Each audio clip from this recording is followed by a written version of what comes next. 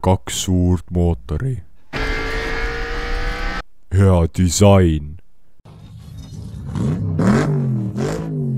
Ja üle kõige kiire. Ainult kiire. Nüüd näitame teile, milleks robot suuteline on.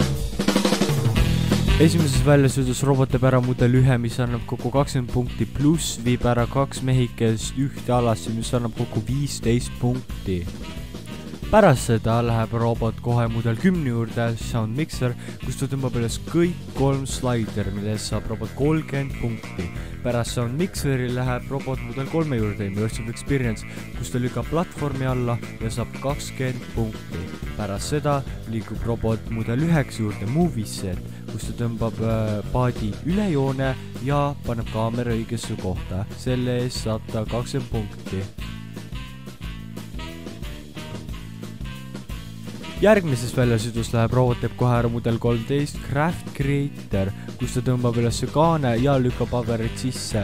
Selle eest saab ta 30 punkti. Pärast seda läheb teeb robot ära mudel 12 Virtual Reality Artist, kus ta ainult liigutab kana 2 korda ja mitte üle lilla punkti. Järgmises väljasõidus robot liigub kohe mudel 7 juurde Hologram Performer, kus ta lükkab täielikult selle Performeri ära, mille eest saab robot 20 punkti. Pärast seda liigub robot kohe ära mudel 6 juurde Music Concert Lights and Sound, kus ta ainult tõmbab valguse alla.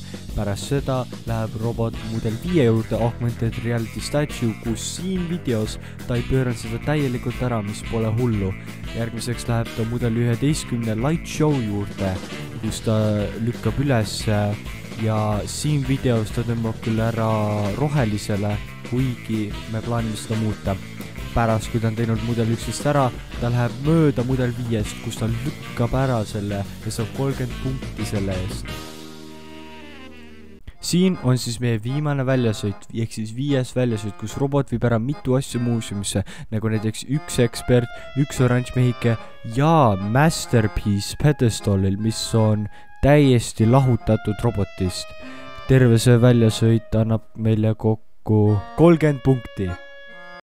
Kõik meie väljasõidud kokku annab kokku 335 punkti. Aitäh vaatamast!